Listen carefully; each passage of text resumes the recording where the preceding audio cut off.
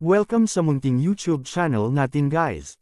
Please support my videos. Like, comment and subscribe lang po mga idolo. Maraming salamat po. Story Present, Myriad World Inventory Box. Kabanata 421. Sa kasong ito, kung mayroon man akong maitutulong, tutulungan kita. Naisip ito ni Huang Feng at sinabi. Hindi siya sigurado kung gusto niyang tanggapin ang tulong ni Tianjun. Gayunpaman, kung mayroong ilang kinakailangang tulong, tutulong siya kung kaya niya. Katulad ng pagkakataong ito, maaari niyang sabihin kay Tianjun ng maaga ang tungkol sa bagay ni kapatid na Fei. Nakatulong ito kay Tianjun, at hindi ito nakapipinsala sa kanya.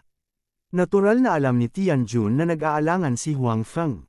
Sa katunayan, hindi niya akalain na tatanggapin siya ni Huang Feng sa sandaling humingi siya ng kanlungan.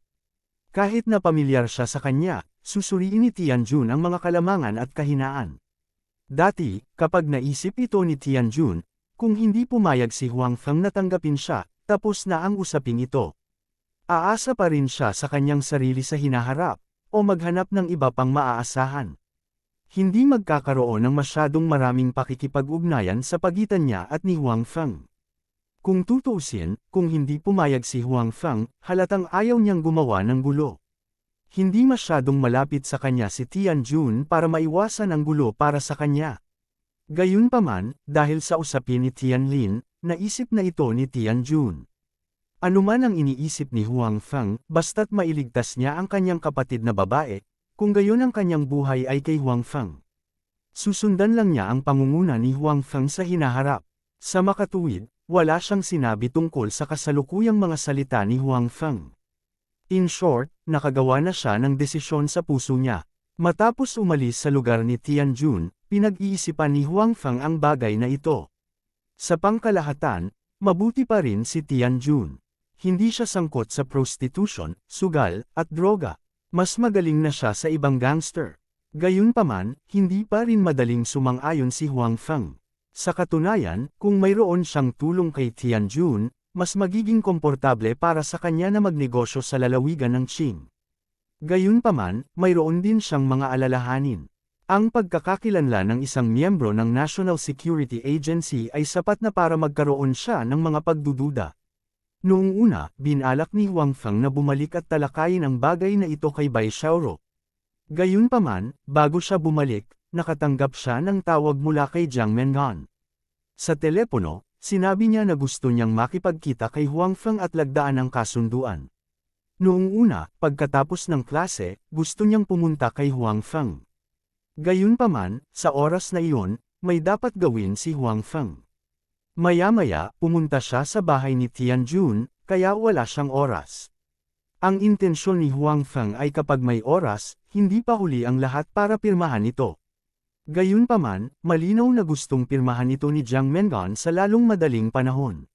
Sa ganitong paraan, gumaan ang pakiramdam niya sa kanyang puso. Sa makatuwid, hindi na umuwi muli si Huang Feng.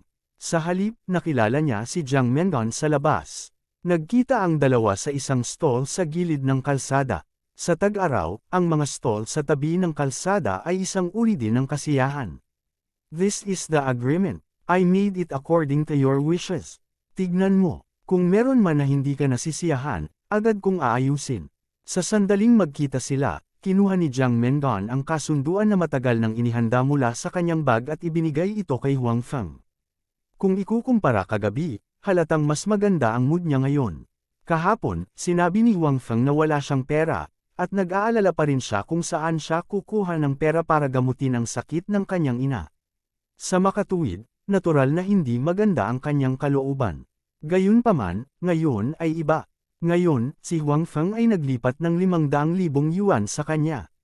Pagkatapos ng klase, walang oras si Huang Feng para makipagkita, kaya agad siyang pumunta sa ospital at binayaran ang mga kailangan para sa pagpapagamot ng kanyang ina. Agad namang naghanda ang ospital para sa operasyon ng kanyang ina. Ang lahat ay umuunlad sa isang magandang direksyon, kaya ang kanyang kalooban ay natural na mas maganda. Ito yung bill na nagpunta ako sa ospital para bayaran nung hapon. Tingnan mo, bago magkaroon ng oras si Huang Feng na tingnan ang kasunduan, kinuha ni Jiang Mengan ang isang bill mula sa ospital mula sa kanyang bag at ipinakita ito kay Huang Feng. Gusto niyang patunayan na ang perang ibinigay ni Huang Feng ay ginamit talaga sa pagpapagamot sa kanyang ina. Sa wakas, andyan na ang ID card ko. Ilalagay ko rin sa iyo. Kinuha ni Jiang Mengan ang kanyang ID card at inilagay ito sa harap ni Huang Feng kasama ang naunang dalawang bagay. Ikaw ay lubos na naghahanda. Nakangiting sabi ni Huang Feng. Wala siyang masyadong pakialam sa pera. Kahit na siya mismo ay kapos sa pera, ang pera ay isang windfall pagkatapos ng lahat. Kung si Huang Feng mismo ang gumamit nito, medyo hindi siya komportable. Gayunpaman, hindi naging problema ang paggamit nito para iligtas ang mga tao. Kahit na nagsinungaling si Jiang Mengan sa kanya, wala siyang kawalan. Napangiti si Jiang Mengan na nahihiya. Natatakot lang ako na hindi ako naghanda ng sapat na mga bagay. Inihanda niya ang mga bagay na ito para sabihin kay Huang Feng na hindi siya nagsinungaling sa kanya. Talagang ginamit ang pera sa paggamot sa sakit, at tiyak na ibabalik niya ito sa hinaharap. Kinuha ni Huang Feng ang kasunduan at tinignan ito ng masama. Ito ay medyo komprehensibo, kasama ang ilang mga bagay na hindi niya naisip. Naalala niya silang lahat. Masasabing sa kasunduang ito, ipinagbili ni Jiang Mengan ang sarili kay Huang Feng. Gagawin niya ang anumang ipagawa sa kanya ni Huang Feng, anuman ang gawain. Kahit nahilingin sa kanya ni Huang Feng na linisin ang banyo araw-araw, hindi siya magtataas ng anumang pagtutol. Ito ay simpleng kontrata ng pagbebenta ng sarili. Napabuntong hininga si Huang Feng sa kanyang puso. Tungkol naman sa bill, tiningnan din ito ni Huang Feng. Wala talagang problema. Bukod dito, ang 500,000 yuan ay ginamit sa pagbabayad ng bayarin. Maaaring isipin na pagkatapos ng operasyon ng kanyang ina, wala na siyang gaanong pera para magpagaling. Alam ni Huang Feng na ang paggaling ay mas mahalaga kaysa sa paggamot. Kung ito ay paggamot lamang ng hindi binibigyang pansin ang paggaling, magtatagal bago ganap na gumaling, at maaaring hindi na ito ganap na gumaling. Sa pag-iisip nito, sinabi ni Huang Feng kay Jiang Mengan, "Bueno, ililipat ko ang isa pang 100,000 yuan sa iyo bukas. Pagkatapos ng operasyon ng iyong ina, bilhan siya ng ilang magagandang bagay na magpapalusog sa kanyang katawan." "Mr. Huang, paano na? Nakakuha na ako ng 500,000 yuan sa iyo." Mabilis na sabi ni Jiang Mengan. Siyempre, umaasa siyang magkaroon ng mas maraming pera. Kung gayon, napakabuti rin ito para sa pagpapagaling ng kanyang ina. Gayunpaman, nakakuha na siya ng 500,000 yuan mula kay Huang Feng. Nahihiya siyang kumuha ng mas maraming pera kay Huang Feng. Ayos lang, binigyan na kita ng 500,000 yuan. May pakialam ka pa ba sa 100,000 yuan? Bukod dito, ang perang ito ay hiniram sa iyo. Kailangan mong bayaran ito sa hinaharap, nakangiting sabi ni Huang Feng. Anyway, hindi kanya ang pera, kaya hindi siya nahirapang gamitin ito. Salamat, Mr. Huang. Ang mga mata ni Jiang Mengan ay napuno na ng luha. Sa kanyang puso, ang kabaitan ni Huang Feng sa kanya ay mas mataas na kaysa sa langit. Lalo na pagkatapos nitong desperadong oras, handang tumulong si Huang Feng na mas mahalaga. Paanong hindi siya maglakas loob na kumilos? At hindi magpasalamat? Yung ID card mo naman, mas mabuting bawiin mo. Naniniwala ako sa iyo. At saka, hindi maginhawang gumawa ng kahit ano nang walang ID card ngayon. Ibinigay ni Huang Feng ang ID card kay Jiang Mengan at sinabing, si Huang Feng ay nagsasabi ng totoo. Kung walang ID card, ito ay talagang hindi maginhawa sa maraming mga kaso.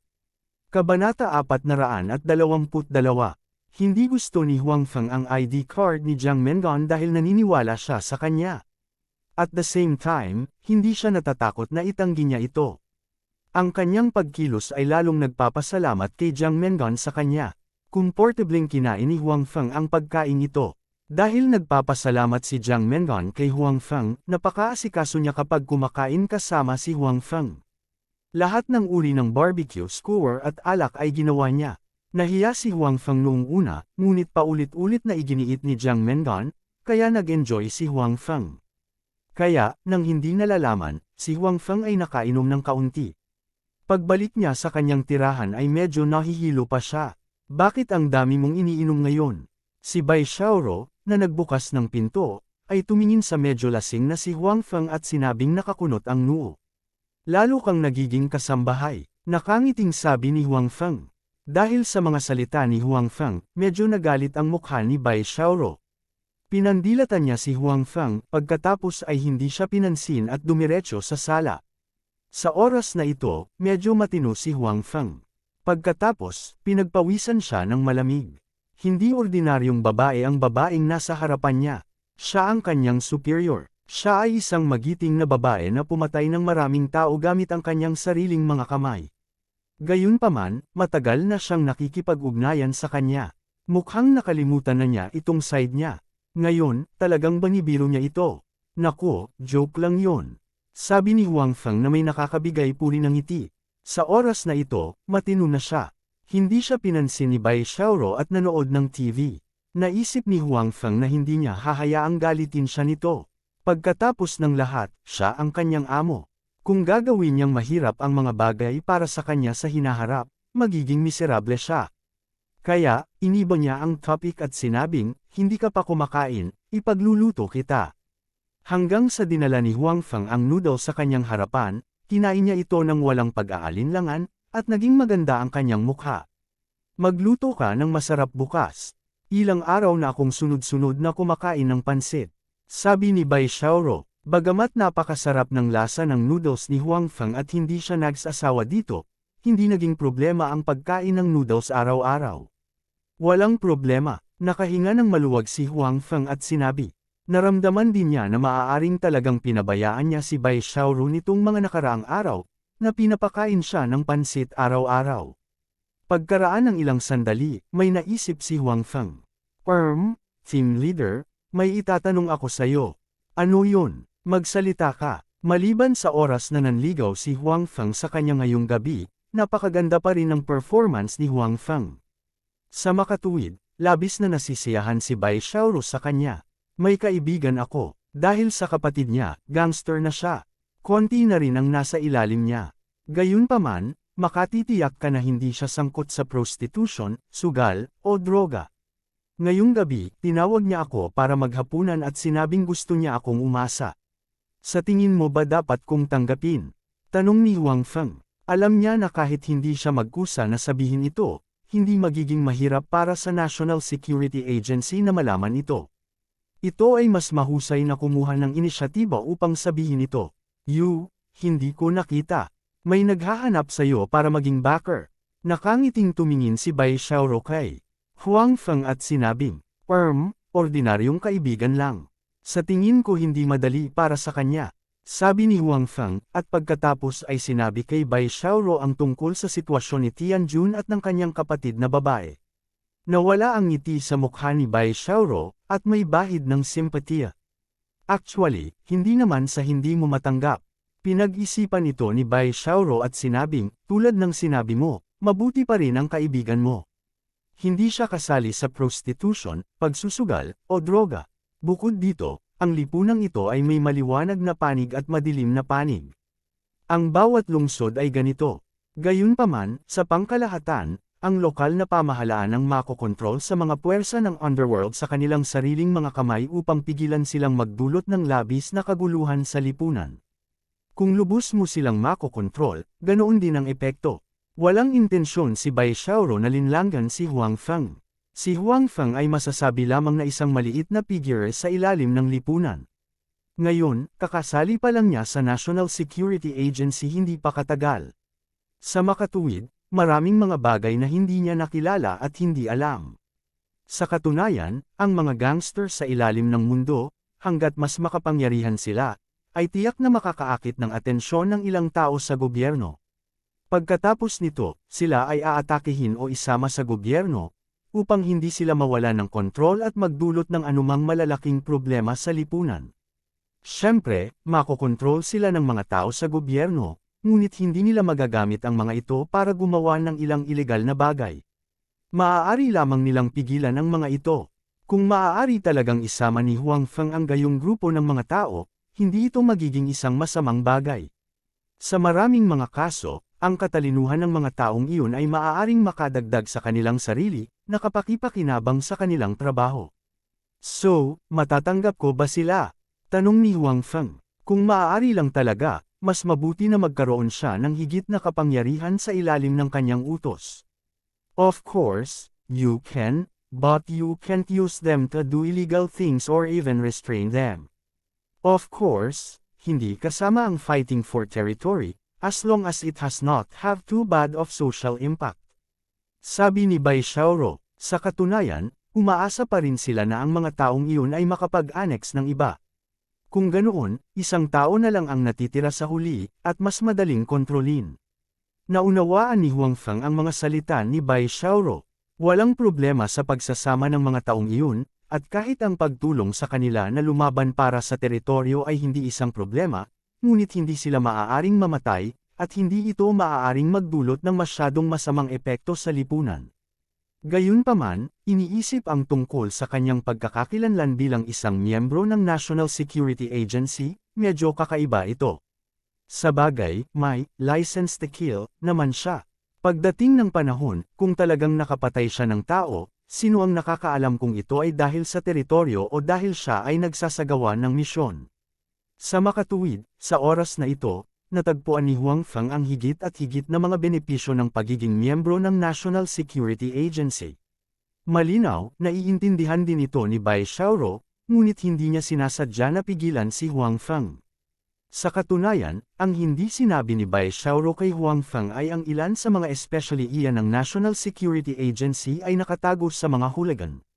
Itinago nila ang kanilang mga pagkakakilanlan, at sa maraming pagkakataon, maaari silang gumawa ng mga bagay na hindi kayang gawin ng personal ng National Security Agency. Gayunpaman, hindi inaasahan ni Bai Xiaoro na si Huang Feng, isang taong kakapasok lang sa National Security Agency, ay talagang magkukusa na sumama sa kanya. Gayunpaman, hindi ito isang masamang bagay para sa kanila. Ang mga ganyang gangster ay hindi tuluyang mawawala. Dahil hindi sila maaaring mawala magpakailanman, malinaw na mas mahusay na kontrolin sila sa kanilang sariling mga kamay kaysa sirain sila ng hindi organisado. Tuwang-tuwa si Huang Feng sa mga salita ni Bai Xiaoro. Sa pagkakaroon ni Tianjun at iba pa, marami siyang maiiwan na hindi niya kayang harapin sa kanila. Si Huang Feng, na nakakuha ng kasiya siyang sagot, ay nagpa siya na magluto ng masarap na pagkain para kay Bai Xiaoro bukas upang gantimpalaan siya. Kabanata 423. Dahil nasa kanya ang account book at ang recording pen, at dahil alam din ng kabilang partido na sumobra na siya sa pagkakataong ito, wala na siyang ibang ginawa. Kung hindi, magdudulot ito ng counterattack. Sa makatuwid, ang kasunod na proseso ni Director Qiu sa paghawak ng kaso ay napaka-smooth. Gayunpaman, ang kanyang paghawak sa kaso sa pagkakataong ito ay nagdulot ng matinding kaguluhan. Una, isang grupo ng mga pinuno sa Jiang District ang na-dismiss. Pagkatapos, bago tuluyang makabawi ang nabiglaang karamihan, ang ilan sa mga pinuno sa lalawigan ng Qing ay ni-reshuffle din. Ang ilan sa kanila ay nagretiro sa pangalawang linya, at ang ilan ay inilipat sa ibang mga departamento na walang kapangyarihan o pera. Maaaring walang makita ang mga ordinaryong tao, ngunit alam ng mga nakakaunawa sa matataas na antas ng lalawigan ng Qing na ang kapangyarihan ng number 2 ay dumanas ng napakalubhang suntok sa pagkakataong ito. Inakala ng lahat na nagbibigay pansin sa bagay na ito ang unang sunog na ginawa ni Secretary Tan pagkaraang dumating sa Qing Province. Sa unang pagkakataon na ipinakita niya ang kanyang mga pangil, at naging sanhi ito ng number 2 na magdusa ng matinding pagkatalo. Sa makatuwid, ang ilan sa mga nakaraang neutral na partido ay nagsimulang sumandal kay Secretary Tan. Pati ang ilan sa mga nakasunod sa number 2 noon ay medyo kinilig. Ang ilan sa kanila ay direktang nagbago ng panig. Dahil sa bagay na ito, hindi alam ng number 2 kung ilang tasa ang nabasag. Ang mga taong kamakailan ay nagulat sa kanya ay malinaw na nararamdaman na siya ay nasa napakasamang kalagayan. Sa pamamagitan ng kasong ito, masasabing nasa limelight na si Director Qiu. Sa buong lalawigan ng Qing, ang kanyang limelight ay nasa bingit pa nga na malampasan si Secretary Tan. Sinamantala rin niya ang pagkakataong ito para maayos na gumawa ng panibagong hakbang pasulong. Nakakapagsalita siya sa buong Qing Province at nakapasok pa sa top 5 sa ranking. Isa siya sa pinakamakapangyarihang tao sa Qing Province. Noong una, gusto siyang pigilan ng no. Dalawa, kung tutusin, alam niyang wala sa liga niya si Director Q. Gayunpaman, sa pagkakataong ito, si Direk Q ay talagang nahawakan ng kaso ng maganda. Bukod dito, nasa likod niya ang suporta ni Secretary Tan. Sa makatuwid, ang pagtatangka ni Number 2 na pigilan siya sa huli ay hindi nagtagumpay. Inakala ng mga ordinaryong tao na ang pinakamalaking nag-ambag sa kasong ito ay si Director Q. Gayunpaman, mayroon ding ilang tao na nakakaalam na ang kontribusyon ni Huang Feng ay hindi mas mababa kaysa kay Director Q. Sa makatuwid, ang pangalan ni Huang Feng ay matagumpay na naalala ng mga nasa kapangyarihan. Ang ilan sa mga taong ito ay humanga sa kanya, habang ang iba ay napupuot sa kanya. Kahit na ano, ang pangalan ni Huang Feng ay kumalat. Mayroon ding dalawang direktang benepisyaryo ng kasong ito na alam ni Huang Feng. Ang isa sa kanila ay si Xiao Wang, na ilang beses na niyang nakilala. Siya ay direktang inapo ni Director Q, at nag-ambag din siya sa kasong ito. Bilang karagdagan sa suporta ni Director Q, ang kanyang direktang pinuno ay nasangkot at inilipat palayo ng kaso. Dati, pangatlo lang siya sa Municipal Bureau. Sa makatuwid, sa pagkakataong ito, sa hindi inaasahang pagkakataon, pinisil niya ang pangalawang lugar at matagumpay na naging una. Dahil siya ay direktang inapo ni Director Q, marami siyang alam. Alam din niya ang tungkol sa kontribusyon ni Huang Feng sa kasong ito, pati na rin ang kanyang pagkakakilanlan.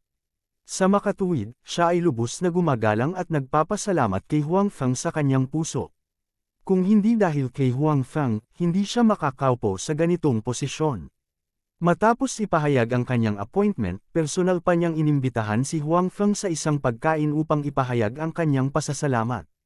Matapos malaman na may pabrika si Huang Feng sa Jiangzhou, tinapik niya ang kanyang dibdib at nangako na hindi siya maaharas sa anumang paraan. Kung meron man, tawagan mo lang siya. Para sa ibang taong kilala ni Huang Feng na nakinabang sa kasong ito, si Tianjun iyon. Dahil sa paunang babala ni Huang Feng, naghanda siya ng maaga. Sa makatuwid, nang talagang pumasok si kapatid na Fei at hindi makalabas, maayos niyang kinuha ang ilan sa mga teritoryo ni kapatid na Fei. Bagamat hindi niya kinuha ang lahat sa kanila, lumawak ng husto ang kanyang kapangyarihan. Ito ay halos kapareho noong si Kuya Biao ay nasa kanyang tuktok.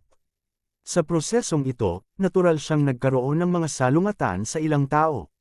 Gayunpaman, dahil sa paliwanag ni Bai Xiaoro, nagpa siya si Huang Feng na tanggapin ang suporta ni Tianjun. Kaya naman, binati niya ang bagong hinirang na direktor na si Wang. Sa makatuwid, maayos ang mga tao ni Tianjun, ngunit ang ilan sa mga taong nakipag-away sa kanya ay naaresto. Kaya naman, alam din ng ibang tao na si Tianjun ay hindi isang duckweed na walang backer. Kung gusto nilang makipag-away sa kanya, kailangan nilang pag-isipang mabuti. Bagamat walang sinabi si Huang Feng sa kanya, alam din ni Tianjun sa ugali ni Huang Feng na tinanggap siya ni Huang Feng. Kaya naman, tuwang-tuwa rin siya. Ang isa ay nakaya niyang bayaran si Huang Feng, at ang isa ay dahil siya ay may taga-suporta. Natural, maaari siyang bumuo ng mas mahusay sa hinaharap. Sa ilang araw na ito, si Huang Feng ay nagsusuklay sa mga meridian ni Tianlin araw-araw, kasama ang kanyang mga binti at mata. Masyadong sensitibo ang mga mata, kaya kailangang maging mas maingat si Huang Feng. Kasabay nito, ang pinsala doon ay mas malubha kaysa sa pinsala sa kanyang mga binti, kaya mas tumagal ito. Nang sinusuklay niya ang kanyang mga meridian, may mainit na pakiramdam at may kasabay na kirot. Kung tutuusin, necrotic na ang mga meridian niya at sabay na lumiit. Napakaliit nila, kaya kung polalawakan niya ang mga ito ngayon, natural na masasaktan ito. Gayunpaman, nagpatuloy si Tianlin. Bukod dito, nasiyahan siya sa ganitong uri ng sakit. Dati, gusto man niyang makaramdam ng pananakit sa kanyang mga binti, hindi niya magawa. Now that she felt it, kahit sakit lang, sobrang saya pa rin niya. Pagkatapos ng pagsusuklay ni Huang Feng, bagamat hindi pa rin makatayo si Tianlin at walang nararamdaman sa ibang pagkakataon, si Tianjun at ang kanyang kapatid na babae ay nakakita ng pag-asa. Kung tutuusin, kapag nagkaroon ng sakit sa panahon ng pagsusuklay, nangangahulugan ito na mayroong pag-unlad kumpara sa dati. Natural na nagkaroon sila ng kumpiyansa. Ito ang dahilan kung bakit ngayon gusto ni Tianjun na gantihan si Huang Feng dahil kaya niyang pagalingin ang kanyang kapatid. Ang Invincible Seven Luminaries technique na ibinigay ni Huang Feng ay talagang isang mahusay na internal strength mental cultivation method. Bagamat matagal na itong hindi nasanay, ang katawan ni Bai Xiaoro ay nakaipon na ng ilang panloob na lakas. Ang bilis ng cultivation ay halatang mas mabilis kumpara sa pinagsanayan niya noon. Sa pagtingin kay Bai Xiaoro na nasa sabik dahil sa patuloy na pagtaas ng panloob na lakas, talagang gustong sabihin sa kanya ni Huang Feng na mayroon siyang Dark North Divine Technique. Matapos malaman ang bagay na iyon, hanggat nakatagpo siya ng isang taong may panloob na lakas, maaari niyang makuha ang ilan sa mga ito. Ang bilis ng pagtaas ng panloob na lakas ay magiging mas mabilis. Gayunpaman, kung tutuusin, hindi sapat na bukas palad si Huang Feng para ibigay ang ganitong uri ng divine technique sa isang ordinaryong kasamahan at ordinaryong kaibigan. Sa makatuwid, ibinigay lang niya kay Bai Xiaoro ang Invincible Seven Luminaries technique. Hindi niya kinuha ang Dark North Divine Technique. Si Huang Feng ay natural na hindi walang ginagawa sa mga araw na ito. Habang nililinang ang panloob na lakas at mahiwagang kapangyarihan, patuloy din niyang pinag-aaralan ang malawave na subtle steps, sinusubukang alalahanin ang mga yapak. Napaka-effective pa pala ng efforts niya. Bagamat napakakomplikado ng bagay na iyon, pagkatapos ng ilang araw ng pagsusumikap, naalala pa rin niya ang lahat ng bakas ng paa rito. Bukod dito, ginamit pa niya ito ng una. Hindi man siya gaanong bihasa, magagamit na niya ito. Kabanata 424. Masasabing ang malawave na subtle steps ay talagang nagbigay kay Huang Feng ng malaking sorpresa. Ang kanyang diskarte sa paggalaw ay naging mas mahusay. Kasama ang kanyang shadow cloak, kahit na kinubkob siya ng maraming tao, masisiguro niyang hindi siya matatamaan. Hanggat ang mga kumubkob sa kanya ay hindi masyadong mas malakas kaysa sa kanya, si Huang Feng ay nasa isang hindi magagapi na posisyon. Siya lang ang makakatama ng iba, baka hindi mahawakan ng iba ang sulok ng damit niya. Bukod dito, ang malawave na subtle step na ito ay talagang tulad ng inilarawan sa panimula. Sa proseso ng pag-activate, hindi lang nabawasan kahit kaunti ang internal force sa kanyang katawan, lalo pa itong tumaas. Napakaganda ng sitwasyong ito. Ito ay lubos na nadagdagan ng kanyang tibay sa pakikipaglaban, na nagpapahintulot sa kanya na magpatuloy ng mas matagal. Kamakailan, si Huang Feng ay nadagdagan ng kanyang pamilyar sa mga wave-like subtle steps. Ayaw niyang ihulog ang bola sa kritikal na sandali. Kung mayroon ding Six Pulse Legendary Sword, mas maganda iyon. Naisip ni Huang Feng sa kanyang puso. Gamit ang wave-like subtle steps at ang Six Pulse Legendary Sword, para siyang may hawak na pistol na may walang limitasyong mga bala. Maaari siyang patuloy na umatake. Bukod dito, ang kapangyarihan ng baril na ito ay napakalakas. Gayunpaman, ang Six Pulse Legendary Sword ay isa ring top-notch technique. Hindi ganoon kadali ang pagkuha nito. Depende lang sa swerte niya. Sa ilang araw na ito, wala siyang nakuhang napakahusay sa storage box. Nagkaroon lamang ng ilang iba't ibang mga bagay. Hindi man lang alam ni Huang Feng ang function ng ilang item. Hindi rin masyadong malinaw ang pagpapakilala, kaya hindi ito masyadong sineryoso ni Huang Feng at inilagay muna ang lahat sa storage ring. Sa wakas ay natapos din ang orihinal na walang pakialam na mga araw dahil sa ayos ni Xi Mengjiao. Ibig mong sabihin nandito si Li Binglian. Napatingin si Huang Feng kay Xi Mengjiao sa harap niya na may pagtataka. Kailangang sabihin na si Xi Mengjiao ay talagang isang kagandahan. Ngayon, nakasuot siya ng angkop na uniforme sa opisina, na nagpapakita ng kanyang perpektong figure ng matindi at malinaw. Itinulak ng mambak na dibdib na iyon ang puting kamisete sa loob ng napakataas, na sobrang nakakapansin. Kaakibat ng kanyang kaakit-akit na mukha, para siyang diyosa. Gayunpaman, si Huang Feng lang ang nakakaalam na ang ugali ng diyosa na ito ay hindi masyadong maganda. Palagi niyang gustong humanap ng gulo sa iba. Kung patuloy kang tumingin sa paligid, huhukayin ko sila. Ang mga mata ni Huang Feng ay hindi nakaligtas sa titig ni Xi Mengjiao. Pinandilatan niya ng mata si Huang Feng at binalaan, darating si Miss Li ngayon. Kailangan mo pa rin siyang sunduin sa airport tulad ng huling pagkakataon. This time, nandito siya para mag-shoot ng ad. Sa mga susunod na araw, sasamahan mo siya sa tabi niya. Tandaan, huwag kang lumingon. Kung hindi, makakaapekto ito sa impression ni Miss Lee sa gusto namin, mga pervert. Talagang darating ngayon si Lee Bingyan. Upang ipakita ang kanyang sinseridad, at dahil nakipag-chat si Lee Bingyan kina Exie Mengjiao at Suyamo sa huling pagkakataong dumating siya, naging maayos ang kanilang relasyon. Sa makatuwid, natural na kailangang ayusin ni Exie Mengjiao at Suyamo na may susando sa kanya sa airport. Bukod dito, sa pagkakataong ito, dumating si Lee Bingyan upang mag-shoot ng isang ad para sa kanilang kumpanya. Natural na kailangang ayusin ni Exie Mengjiao at Suyamo na may susunod sa kanya. Kung mayroong isang maliit na bagay, maaaring harapin ito ng isang tao. Si Suyamo at Exie Mengjiao ay hindi masyadong nag-alinlangan at pinili si Huang Feng dahil si Huang Feng ang huling sumakay ng eroplano. Nang umalis sila, hiniling din ni Lee Bingyan kay Huang Feng na ipadala sila. Malinaw, si Lee Bingyan ay nasisiyahan pa rin sa serbisyo ni Huang Feng.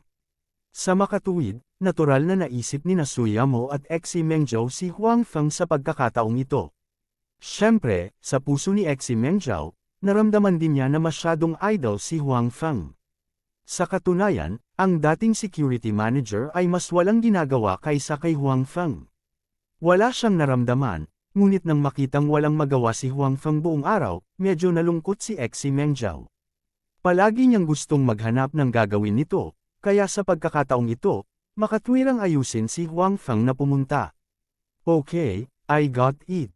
Pupunta ako kaagad, sabi ni Huang Feng. Kilala niya si Lee Bingyan pagkatapos ng lahat. Bukod dito, nakaranas din silang dalawa ng isang delikadong bagay na magkasama. Ngayong narito na si Lee Bingyan, tila walang masama kung sasanduan siya nito. Ang saloobin ni Huang Feng ay nasiyahan pa rin kay Exie Mengjiao. Ang taong ito na laging walang ginagawa sa wakas ay may gagawin na ngayon. Bukod dito, sa mga susunod na araw, hindi siya masyadong maluwag. Pagdating ni Huang Feng sa airport, nakita din niya ang airport. Pagdating ni Huang Feng sa airport, tulad noong nakaraang pagkakataon, nakita rin niya ang maraming fans na naghihintay na sunduin siya. Nagkataon, nakita ni Huang Feng ang lalaki mula sa huling pagkakataon sa grupo ng mga tao. Gayunpaman, walang intensyon si Huang Feng na umakyat at batiin siya. Kung hindi, tiyak na magtatanong ang kabilang partido tungkol sa relasyon nila ni Lee Bingyan. Pagkatapos ng lahat, noong huling pagkakataon, kinuha niya si Lee Bingyan sa harap niya mismo. Bukod dito, ang kabilang partido ay isang hardcore na tagahanga ni Lee Bingyan. Paanong hindi siya magtatanong sa pagkakataong ito? Sa makatuwid, si Huang Feng ay mapagpasyang pumili ng isang sulok upang manatili. Hey, buddy, nandito ka rin ba para barilin si Lee Bingyan? Hindi inaasahan ni Huang Feng na sa sulok, may kausap siya. Pagtingin sa itsura ng kabilang partido ay tila reporter ito. Tama, casual na sagot ni Huang Feng. Hoy, ako rin. Matagal ko nang sinusubaybayan itong Lee Bingyan. Nagdebos siya hindi pa katagal, ngunit ang kanyang mga mapagkukunan ay napakahusay. Inaasahan ko na siya ay itinatago ng isang mayamang negosyante o isang makapangyarihang tao, ngunit wala pa akong nakitang ebidensya. Gayunpaman, sa tingin ko sa pagkakataong ito, mayroon akong pagkakataon. Kakaalis lang niya ng Qing Province hindi nagtagal, at muli siyang nagmamadaling bumalik. Dapat may mali. Bamulong kay Huang Feng ang nasa katanghaliang gulang na lalaki na may kamera sa leeg. Kumunat ang noo ni Huang Feng. Masasabi niya na ang taong ito ay hindi isang reporter, ngunit isang paparazzi. Ang mga taong tulad nito ay madalas na gumagawa ng mga tsismis tungkol sa mga kilalang tao batay sa ilang mga larawan upang makakuha ng atensyon. At sa sandaling nanalo sila ng isang bagay na mahalaga, ay report nila ito ng walang kabuluhan upang madagdagan ang kanilang katanyagan. Masasabing gagawin nila ang lahat para sumikat at kumita ng mas maraming pera. Wala silang kahit katiting na profesional na etika. Ang pagsasabing reporter sila ay isang insulto sa propesyon ng pagiging reporter. Alam ni Huang Feng ang ilan sa background ni Lee Bingyan. She had such a background, coupled with her own efforts. Hindi ba normal para sa kanya na magkaroon ng magandang resources? Sa kasamaang palad, hindi alam ng lahat ang tungkol sa kanyang sitwasyon, lalo na nang sinasadya niyang itago ito sa kanila. Kahit sina Suyu Mo at Exi Mengjiao ay hindi alam ang tungkol dito, kaya normal lang na hindi alam ng mga ordinaryong taong ito ang tungkol dito. Hey, buddy, nasaan ang iyong kagamitan? Ang lalaki ay tumingin kay Huang Feng na may pagdududa. Mayroon siyang napaka-advanced na camera sa kanyang leeg, ngunit si Huang Feng ay walang dala. Gagamitin ko ang cellphone ko. Casual na sabi ni Huang Feng. Kaya ang mga baguhan na tulad mo ay hindi makakuha ng anumang mahalagang impormasyon. Hindi mo man karapat-dapat ang pinakapangunahing kagamitan, kaya ano pa ang gusto mo? Maihahambing ba ang isang mobile phone sa mga profesional na camera na ito? Mapang-asar na sabi ng lalaki. Tila, naisip niya na si Huang Feng ay isang bagong dating na walang alam. Kabanata 425. Bumaba ako ng eroplano. Nasaan ka? Nang medyo naiinip si Huang Feng sa lalaking ito, tumunog ang kanyang cellphone. Ito ay isang mensahe mula kay Li Bingyan. Malinaw, alam na niya na sa pagkakataong ito, darating pa rin si Huang Feng para sunduin siya. Sa katunayan, sinabi ni Li Bingyan kay Exi Mengjiao at sa iba pa ng maaga na pupunta siya sa Jiangzhou. Gusto niyang ayusin nila si Huang Feng na sunduin siya at samahan siya sa susunod na mga araw. Gayunpaman, hindi siya nang ahas na gumawa ng ganoong kahilingan ng malinaw. Sa oras na iyon, casual niyang pinuri ang kumpanya ni Exi Mengjiao, sinabing ang mga empleyado ng kanilang kumpanya ay talagang magagaling. Katulad ng security guard noong nakaraan, maganda ang ginawa niya at mas maganda ang trabaho niya kaysa sa bodyguard niya. Sa oras na iyon, hindi niya alam kung magiging epektibo ito. Gayunpaman, si Exi Mengjiao, na ayaw na maging idol si Huang Feng, ay hindi siya hinayaang mag-alala ng matagal. Sa oras na iyon, sinabi niya na ang security guard ay nagkataong walang magawa kamakailan. Kung hindi inisip ni Miss Lee na siya ay walang ingat, aayusin pa rin niyang sunduin siya sa pagkakataong ito. Bilang resulta, inayos si Huang Feng na lumapit. Pagkatapos noon, natural na siyang naging bodyguard at driver ni Li Bingyan. Kailangan niyang samahan siya sa natitirang bahagi ng biyahe. Li Bingyan ay natural na napakasaya sa pag-aayos ni Exi Mengjiao, ngunit hindi niya ito ipinakita. Masasabing pagkatapos ng huling insidente, si Huang Feng ay naging napakahalaga sa kanyang puso. Siya ay hindi gaanong mahalaga kaysa sa kanyang kapatid. Kapag nasa tabi niya si Huang Feng, mas magiging secure siya. Malapit na ako sa kanang sulok ng exit. Sagot ni Huang Feng. Sinabi ko na kayong mga kasabong ay hindi propesyonal. Sa mga oras na ito, lumapag na ang eroplano. Si Li Bingyan ay maaaring lumabas anumang oras. Naglalaro ka pa rin ng iyong cellphone. Paano kung makaligtaan mo ang mahahalagang impormasyon? Hindi ko alam kung saang opisina ng pahayagan ka galing. Ginamit talaga nila ang isang walang ingat na taong tulad mo. Sinabi ng nasa katanghaliang gulang na lalaki sa tabi ni Huang Feng kay Huang Feng na parang nag-lecture siya sa nakababatang henerasyon. Umiling siya at bumantong hininga. Tila naawa siya sa hindi propesyonal na pag-uugali ni Huang Feng. Kuya, basa ang pantalon mo. Hindi siya pinansin ni Huang Feng at itinuro ang kanyang pantalon. Ibinaba ng lalaki ang kanyang ulo at nalilitong tumingin sa kanyang pantalon. Sure enough, nakita niyang basa ang crotch area niya. Para siyang nawala ng kontrol at naiihi. Bigla siyang sumigaw na parang babae. Pagkatapos noon, hindi na siya mapakali na turuan ng leksyon si Huang Feng. Mabilis niyang tinakpan ang ibabang bahagi ng katawan at tumakbo sa banyo. Umiling si Huang Feng habang tinitingnan ng kaawa-awang figure ng kabilang partido. Hindi niya ito tinuruan ng mabigat na leksyon. Kung hindi lang nabasa ng waterball technique ang kanyang pantalon, maaaring pansamantalang mawala ng function ang ilang bahagi ng kanyang lower body. At paparating na si Li Bingyan. Malinaw na ayaw ni Huang Feng na makita niya ito. Kung hindi niya alam kung ano ang isusulat ng mga paparazzi na ito tungkol sa isang simpleng bagay. Sa wakas ay nakita ni Huang Feng ang figure ni Li Bingyan sa labasan. Sa sandaling lumitaw siya, ang mga nakapaligid na tagahanga ay nagpakawala ng mga alon ng hiyawan. May mga umakyat para bigyan siya ng bulaklak, may mga umakyat para humingi ng autograph sa kanya, at may mga gustong magpa-picture kasama siya. Nanatiling nakangiti ang mukha ni Li Bingyan habang binibigyang kasiyahan niya ang mga kahilingan ng lahat.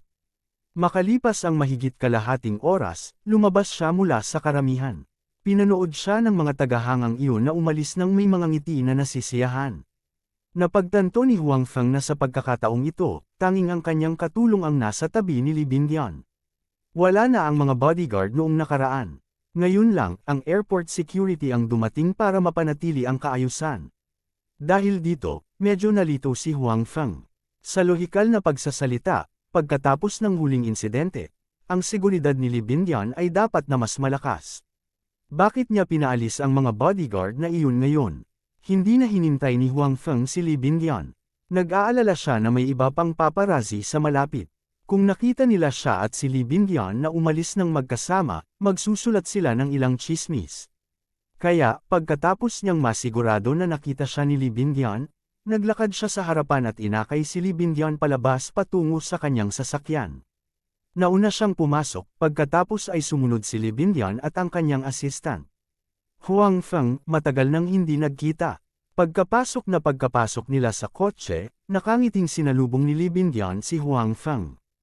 Ang masayang tono nito ay nagpakunot ng palihim sa katulong na nakaupo sa tabi niya. Wala pang 10 araw na hiwalay ang dalawa kay Huang Feng. Paano ito magiging mahabang panahon? Hindi pa niya nakita si Li Bingyan na napakalapit sa sinuman. Hindi kaya ibang liwanag ang nakita niya sa security guard na ito.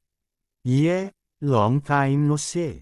Habang nagmamaneho si Huang Feng, bigla siyang sumagot, napakaganda at sikat ka pa rin. Ganun ba? Tuwang-tuwa si Li Bingyan sa papuri ni Huang Feng. Maging ang pagod sa pagpirma sa mahabang panahon ay nawala ng husto. Gaano ka katagal mananatili sa Jiangzhou sa oras na ito? Tanong ni Huang Feng. Wala siyang kamalay-malay na maging driver at bodyguard. Sa isip niya, ordinaryong magkaibigan lang sila ni Li Bingyan, hindi empleyado, kaya kapag nag-chat sila, napaka-casual niya. Mga 10 araw, sabi ni Li Bingyan. Ang kanyang mga salita ay naging dahilan upang ang kanyang katulong ay palihim na pumulupot sa kanyang mga labi, dahil kailangan lang ni Li Bingyan ng 3 araw para kunan ang patalastas dito. Kung ito ay naging maayos, hindi imposible na gamitin lamang ang 1 o 2 araw. Gayunpaman, iginiit ni Li Bingyan na manatili ng 10 araw sa pagkakataong ito. Dahilan, pagod siya sa trabaho at gusto niyang magpahinga sandali. Ang kanyang katulong ay natural na walang opinyon tungkol dito, at hindi siya nang ahas na magkaroon ng anumang opinyon. Pagkatapos ng lahat, alam niya ang tungkol sa sitwasyon ng pamilya ni Li Bingyan. Alam din niya na naging bida si Li Bingyan dahil sa sarili niyang libangan. Wala itong kinalaman sa paggawa ng pera.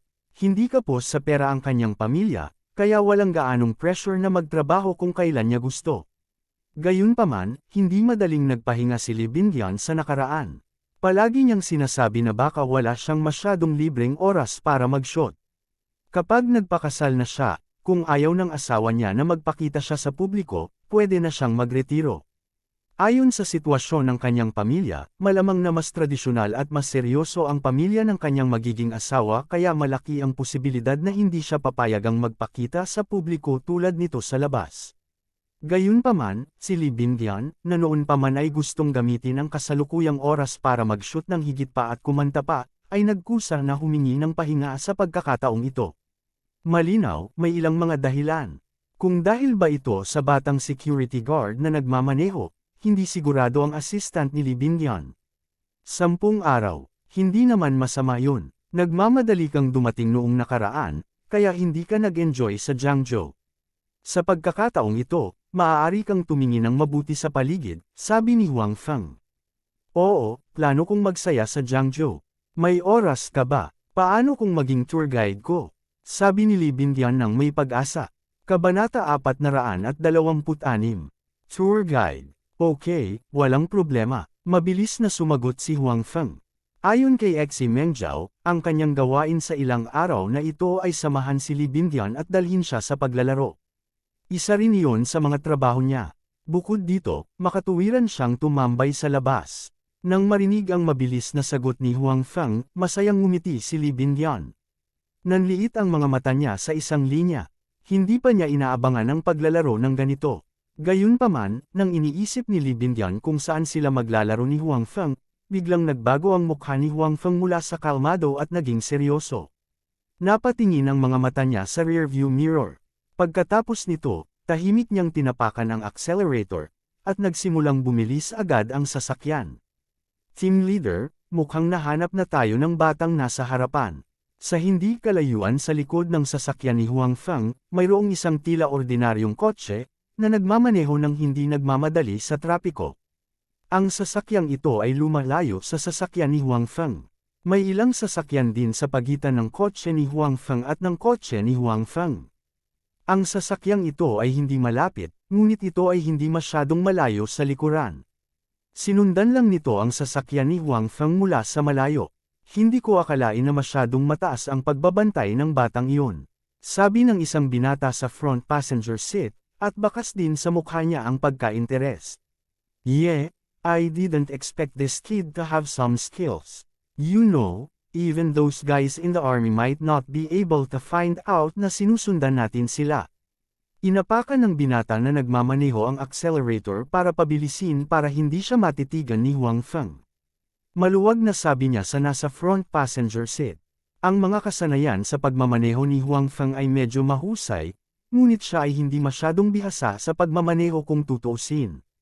Hindi naging problema ang magmaneho ng normal, ngunit napakahirap na alisin ang taong nasa likod niya. Bagamat nadiskubre na niya ang pagkakaroon ng kabilang partido at gusto niyang bilasan upang maalis ang kabilang partido, hindi nagtagal ay natuklasan niya na ito ay walang saysay. Hindi man lang nagbago ang distansya ng sasakyan sa kanya. Nakasunod pa rin ito sa kanya nang hindi nagmamadali. Kung alam ni Huang Feng na ang driver na nasa likod niya ay hindi lang marunong magmaneho ng kotse kundi magmaneho din ng tangke, at napakahusay, hindi niya gagawin ang mga walang kwentang bagay na ito. Huang Feng, ano ang nangyayari sa iyo? Naramdaman din ni Li Bindian sa kotse ang pagbabago kay Huang Feng. Sa simula, nakakausap at nakakatawa pa rin si Huang Feng habang nagmamaneho, ngunit ngayon ay hindi na masyadong nagsasalita si Huang Feng, at napakaseryoso ng ekspresyon sa kanyang mukha. Umupo ka ng mahigpit, bibilisan ko. Sabi ni Huang Feng. Nais niyang maalis ang kabilang partido, kaya't maaari lamang niyang ipagpatuloy ang pagbilis. Gayunpaman, siya mismo ay hindi sigurado. Kung tutuusin, ang galing niya sa pagmamaneho ay ganoon lang. Anong nangyari? Tanong ni Li Bindian na may nerbiyos na ekspresyon. Ang ekspresyon ni Huang Feng ay malinaw na nagpapahiwatig na siya ay may natuklasan. Ipinaalala nito sa kanya ang nakaraang insidente malapit sa kahoy na bahay. Baka dumating na naman ang mga taong iyon. Sa pag-iisip nito, medyo natakot si Li Bindian, ngunit nang makita niya si Huang Feng na nakaupo sa harapan niya, bigla siyang kumalma. Kapag nandito si Huang Feng, siguradong magiging maayos siya. Siguradong mapoprotektahan siya ni Huang Feng. Para naman kay Huang Feng, hindi siya kalmado gaya ng iniisip ni Li Bindian. Hinala din niya na ang mga taong sumusunod sa kanya ay ang mga taong iyon mula noong gabing iyon. Pagkatapos ng lahat, ayon kay Bai Xiaoro, ang mga taong iyon ay tiyak na hindi madaling sumuko. Siguradong maghihiganti sila, at ngayon, nakaupo si Li Bindian sa kanyang sasakyan. Napagtanto na may sumusunod sa kanya, hindi maiwasan ni Huang Feng na isipin ang mga taong iyon. Bukod dito, hindi sigurado si Huang Feng na kaya niya silang patayin tulad ng gabing iyon. Narito ang daan na may mga sasakyang paparating at papalabas. At saka, araw pa naman noon. Hindi niya magagamit ang kanyang shadow cloak sa nilalaman ng kanyang puso. Kung nakita ito ng iba, hindi niya ito maipaliwanag ng malinaw. Sa makatuwid, ang kanyang lakas ay kailangang bawasan. Samantalang sa kabilang partido, sila ay mga mersenaryo na pumatay ng walang takip mata. Wala silang pakialam sa kung anong uri ng kapaligiran ang kanilang kinalalagyan. Sa sandaling bumitaw sila, kailangan nilang mag-alala na hindi makapinsala sa mga inosente, na maglalagay sa kanila sa isang mas passive na posisyon. May kotseng sumusunod sa atin. Tumingin si Huang Feng sa rearview mirror at sinabi. Binilisan na niya ulit pero hindi pa rin niya maalis ang kabilang partido. Ang kabilang partido ay tulad ng isang piraso ng plaster, mahigpit na dam-eye-kit sa kanya. Paano kaya ito? Nag-aalalang sabi ni Li Bindian. Bagamat inakala niyang mapoprotektahan siya ni Huang Feng, maaari ding masugatan si Huang Feng at ang kanyang sarili. Halatang hindi iyon ang gusto niyang makita. Ano ang dapat nating gawin? Ano ang dapat nating gawin? Panik din na sabi ng assistant sa tabi ni Li Bindian. Naalala niya rin ang nangyari noong gabing iyon. Bagamat nang maglaon, maging si Lee Binyan o ang kanyang kapatid, hindi nila ito pinag-usapan ng detalyado, kaya hindi alam ng katulong ang partikular na sitwasyon. Gayunpaman, sa pagtingin pa lamang sa pagbabantay sa araw na iyon, alam na niya na ang sitwasyon sa oras na iyon ay lubhang mapanganib. Napakabisyo din ng kabilang partido. Huwag magpanik, hindi sila maglalakas loob na kumilos ng walang ingat, sabi ni Huang Feng habang nagmamaneho. Sa oras na ito, naghahanap siya ng labasan. Gusto niyang maghanap ng liblib na lugar. Sa kasong iyon, magagamit niya ang ilan sa kanyang mga kasanayan. Gayunpaman, sa kasong iyon, maaari rin niyang ilantad ang ilang bagay sa harap ni Lee Binyan at ng kanyang assistant. Ito ang ayaw ni Huang Feng, kaya nag-aalangan pa rin siya. Kung hindi niya magawa, mas mabuting huwag na lang para hindi malantad ang sarili. Nga pala, nasaan ang mga bodyguard mo? Bakit wala akong nakita sa kanila ngayon? Tanong ni Huang Feng kay Lee Binyan. Kung may mga bodyguard na iyon, kahit hindi nila maalis ang kabilang partido, maaari pa rin silang mag-antala ng ilang oras upang maalis nila ang kabilang partido. Gayunpaman, ang mga bodyguard na dapat sumunod kay Lee Binyan ay wala na. Sinabi ko sa kanila na umalis. Sabi ni Lee Binyan, mula noong huling insidente, maging si Lee Binyan man o ang kanyang pamilya, hindi na sila nagtiwala sa mga bodyguard na iyon. Sa makatuwid, pinaalis sila ni Lee Binyan at ginamit ang mga taong inayos ng kanyang kapatid. Yung mga taong inayos ng kapatid ko. Biglang sumigaw si Lee Binyan. Anong mali? Tanong ni Huang Feng. Maaaring sila ang mga taong inayos ng kapatid ko. Sabi ng kapatid ko, mag-aayos daw siya ng mga taong magtatanggol sa akin, pero hindi ako hahayaang malaman ng mga taong iyon at hindi guluhin ang buhay ko, kaya siguro mga tao ng kapatid ko ang mga nasa likod ko. Kung hindi, dapat nasa malapit ang mga tao ng kapatid ko. Tatawagan ko sila at humingi ng tulong. Diniyal ni Lee Binyan ang telepono ng kanyang kapatid at nagpaliwanag kay Huang Feng. Dahil ayaw ni Lee Binyan na maapektuhan ng mga taong iyon ang kanyang buhay, bagamat inayos ni Li Huaiman ang mga tao na sundan si Lee Binyan, hindi alam ni Lee Binyan kung sino sila o kung ilan sila. Ni hindi niya alam kung paano ko-kontakan ang mga ito. Ngayon, maaari na lamang niyang kontakan ang kanyang kapatid upang malutas ang problema. Kabanata 427. Hello kuya, sinusundan ako. Sa sandaling nakakonekta ang telepono, sinabi ni Lee Binyan sa tono ng pag-aalala. Don't panic. Anong nangyayari? Nang marinig ang tawag ng kanyang kapatid, tumalo ng puso ni Li Huaiman. Ang una niyang naisip ay darating ang Devil Mercenary Group para maghiganti. Ang mga taong ito ay talagang pinagmumultuhan ako. Kapag ako ay tapos na sa mga bagay na nasa kamay, kailangan kong umalis ng bansa at makilala sila. Naisip ni Li Huaiman, I don't know. Kakalabas ko lang ng airport at nakita kong may sumusunod sa sasakyan. Sinundan nila ako mula airport hanggang dito. Hindi ko alam kung sino sila. Sabi ni Lee Binyan, don't worry, nag-ayos na ako ng mga tao sa paligid mo. I'll ask them to help you, sabi ni Li Huaiman. At the same time, medyo hindi siya kontento sa 2 taong inayos niya. Paano nalaman ng ate niya na may sumusunod sa kanya, pero hindi nalaman ng mga taong inayos niya? Siyempre, bilang karagdagan sa kawalang kasiyahan, may ilang mga pagdududa. Alam niya ang husay ng 2 tao. Madaling makitungo sa 4 o 5 tao mula sa Devil Mercenary Group. Kung ordinaryong tao ang pakikitungo nila, mahigit 100 tao ang hindi makalapit sa kanila. Paano sila naging pabaya sa pagkakataong ito? Hiniling ng aking kapatid na tulungan tayo ng mga tao. Pagkatapos ibaba ang telepono, sinabi ni Lee Binyan kay Huang Feng. Gamaan ang loob ni Huang Feng. Pinakamabuting huwag ilantad ang kanyang mga kakayahan. Sa kabilang banda, pagkatapos ibaba ni Li Huaiman ang telepono kasama ang kanyang kapatid, agad niyang tinawagan ang 2 taong kanyang inayos. Hello, Kapitan, ano ang problema? Sa sandaling nakakonekta ang telepono, ang boses ng kabilang partido ay nagmula sa telepono, na nagpapakita ng kanyang paggalang kay Li Huaiman. Ang 2 tao na inayos ni Li Huaiman upang protektahan si Lee Binyan ay parehong nagretiro sa kanilang hukbo. Ang mga ganyang tao, kahit magretiro sila sa kanilang hukbo, lalaban pa rin sila ng ibang hukbo. Gayunpaman, labis na hinangaan ng 2 taong ito si Li Huaiman. Bukod pa rito, pareho silang nailigtas ni Li Huaiman noon, kaya pagkaalis doon, hindi na sila pumunta sa ibang hukbo, ngunit patuloy na sinundan si Li Huaiman. Gayunpaman, hindi na sila mga sundalo, kundi mga ordinaryong tao. Tumawag lang si ate at sinabing sinusundan siya. Pagkalabas ng airport ay sinusundan na siya ng kabilang party. Hindi ka ba nakapaligid sa kanya? Napansin mo ba ito? Tanong ni Li Huaiman. Hindi naman, nagkataon lang.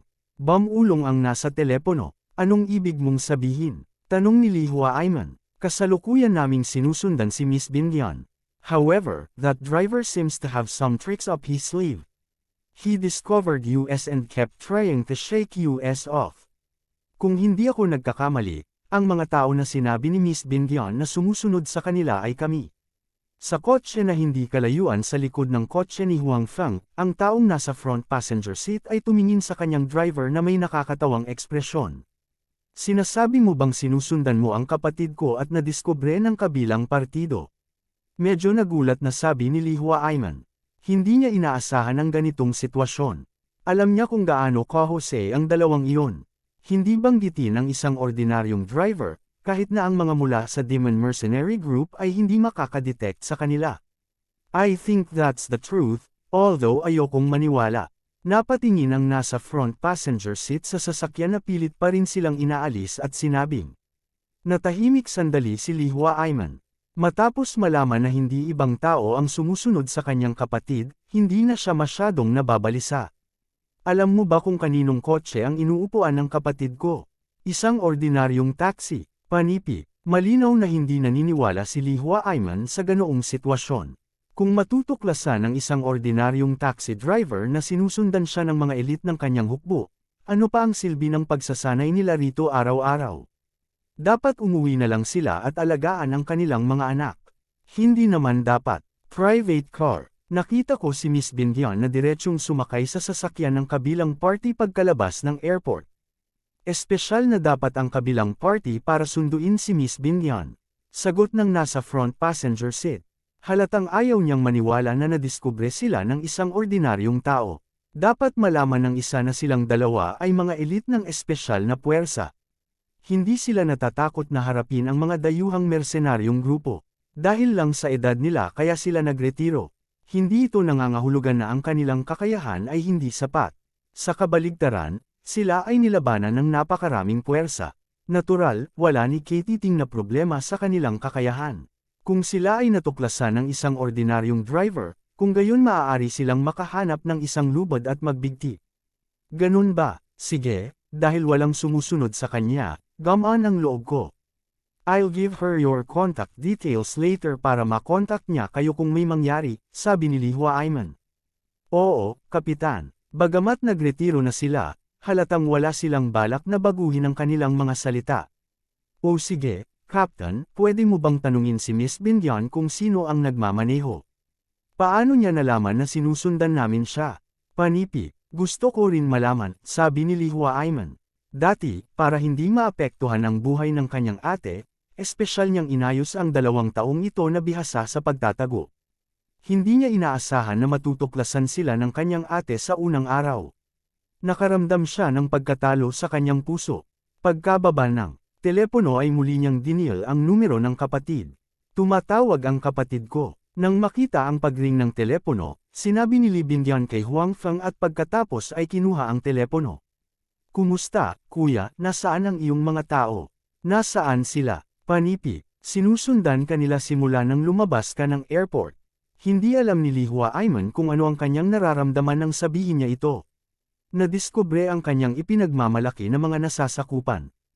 Gulat na sigaw ni Li Bindian. Tumingin siya kay Huang Feng at pagkatapos ay nagsabi, Kuya, sinasabi mo na ang mga taong sumusunod sa atin mula sa airport ay ang mga taong inayos mo sa tabi ko. Yes, I'll give you their contact details later.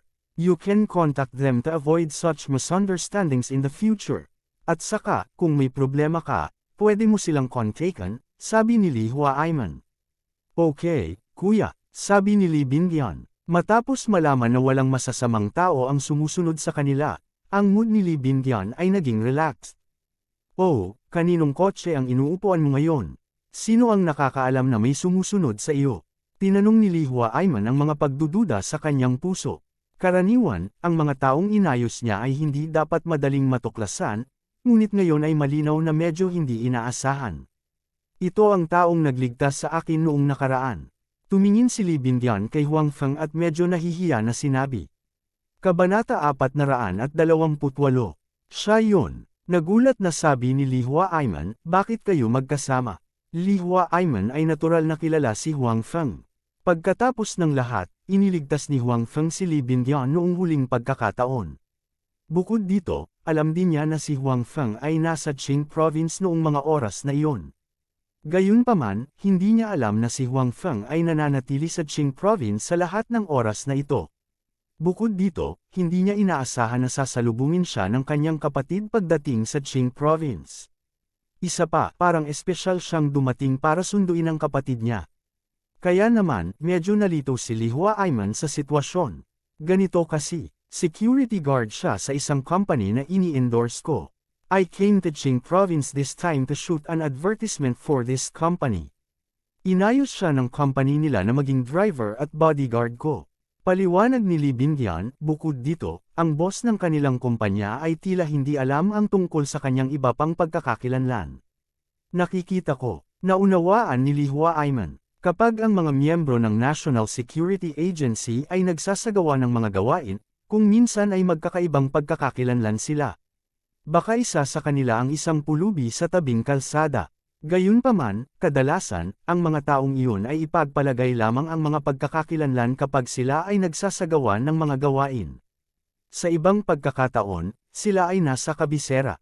Hindi niya inaasahan na si Huang Feng ay nagtatrabaho bilang security guard sa isang kumpanya.